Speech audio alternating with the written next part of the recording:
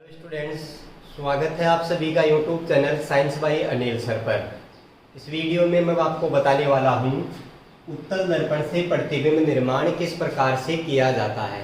इससे पीछे वाले वीडियो में अवतल दर्पण से प्रतिबिंब निर्माण को किरण आरेख के सहित देखा था और हमने लास्ट में अवतल दर्पण के उपयोग की भी चर्चा की थी तथा उस वीडियो में हमने दर्पण से संबंधित परिभाषाओं को भी देखा था। ठीक उसी प्रकार हम यहाँ देखते हैं उत्तल दर्पण के बारे में। तो उत्तल दर्पण है वो भी इसी प्रकार गोले को काट के बनाया जाता है। जब हम किसी गोले को बीच में से काटें तो उसके दो हिस्से हो जाते हैं।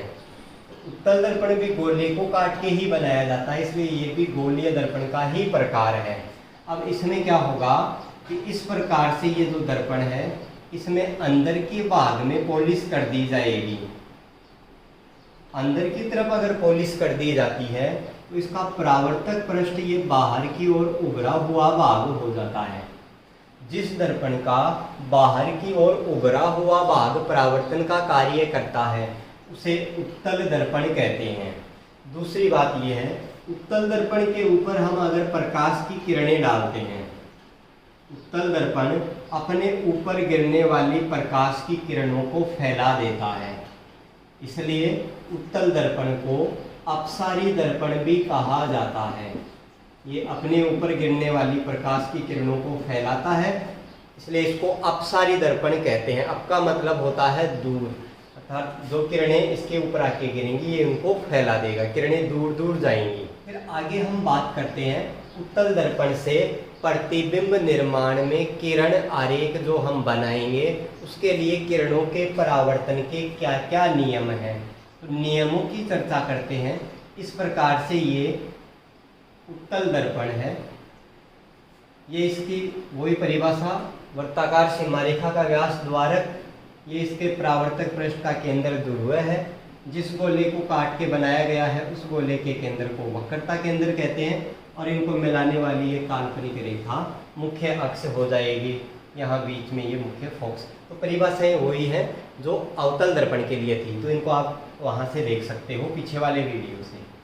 अब यहाँ किरणों के परावर्तन के नियम देखें तो पहला नियम ये है कि जो प्रकाश की किरण मुख्य अक्ष के समांतर उत्तल दर्पण पे आपतित होती है वो इस प्रकार से किरण को ये फैलाएगा। हमने बात कर ली है क्योंकि अपने ऊपर गिरने वाली किरणों को ये फैलाता है, इसलिए इसको अपसारी दर्पण कहते हैं। अगर इस किरण को पीछे की तरफ बढ़ाया जाए तो ये मुख्य फोकस से आती हुई प्रतीत होती है, वास्तव में नहीं आ रही, वहां से आती हुई प्रतीत हो रही है। एक नियम तो ये हो गया। दूसरा देखें, इसका जस्ट उल्टा है। अगर किरण इसका उल्टा लें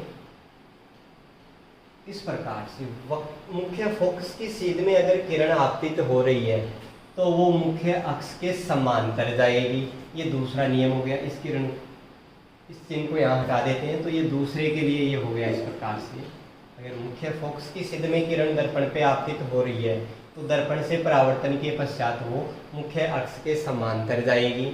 इसी प्रकार तीसरा लें, अगर कोई किरण वक्रता केंद्र की सीध में इस दर्पण पे आपतित होती है, ये है वक्रता केंद्र, वक्रता केंद्र की सीध में अगर किरण आपतित होती है तो वो उसी मार्ग पे वापस लौट जाती है।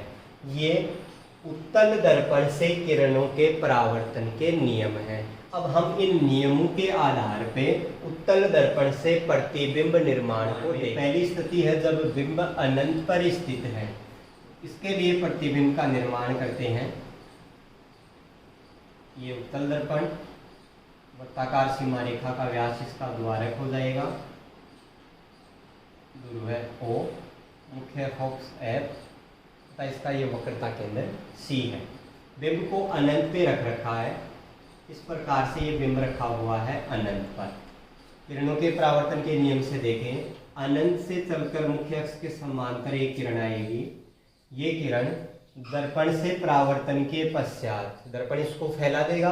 किरण को हम पीछे बढ़ाएं तो ये मुख्य फोकस से आती हुई प्रतीत होती है। इस प्रकार से यहाँ से आती हुई प्रतीत होगी, ये किरण इधर चली जाएगी। ऐसे ही दूसरी किरण वो भी मुख्य अक्ष के समांतर दर्पण पे आपतित होगी। इसको ये पीछे बढ़ा दें पहले और यहाँ से ये किरण इस दिशा में परावर्तित हो जाती है।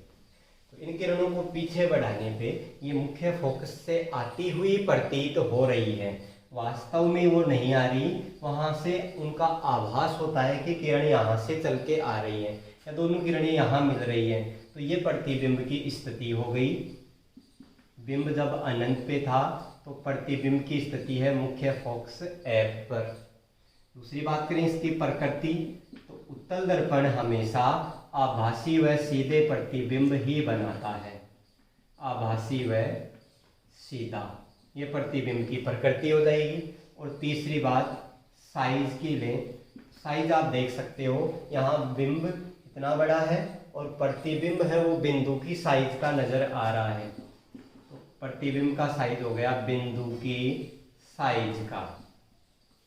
ये पहली स्थिति थी उत्तल दर्पण से प्रतिबिंब निर्माण की, जहां बिंब अनंत पे रखा हुआ है। अब हम बात करते हैं दूसरी स्थिति की, जब हम बिंब को अनंत से आगे बढ़ाएं, यानी हम दर्पण के नजदीक रख दें, या ये कह सकते हैं जब बिंब अनंत व ध्रुव के मध्य स्थित हो।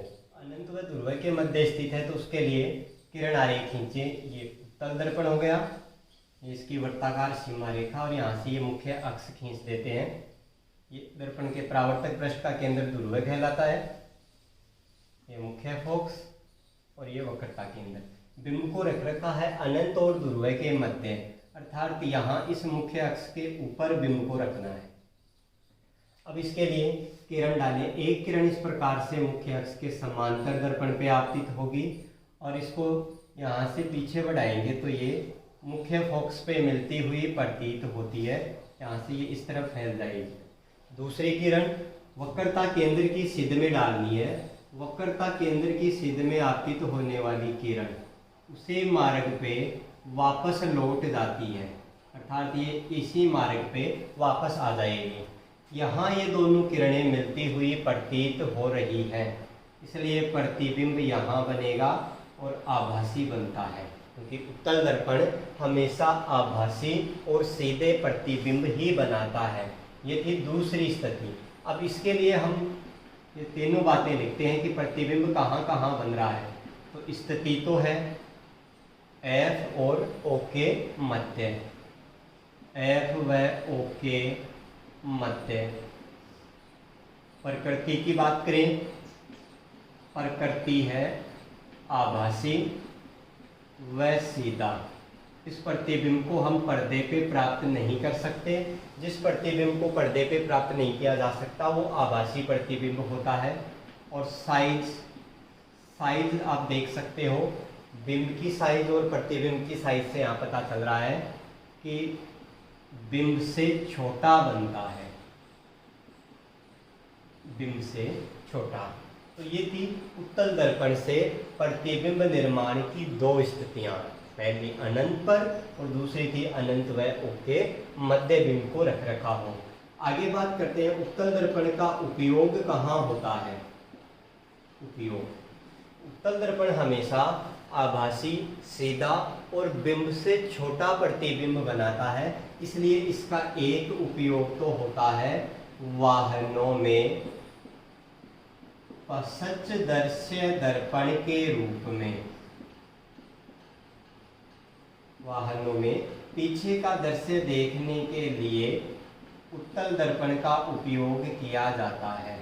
वाहन में जो ड्राइवर के साइड में जो दर्पण लगा होता है वह उत्तल दर्पण होता है। उस दर्पण में ड्राइवर अपने पीछे आने वाले वाहनों को आसानी से देख पाता है।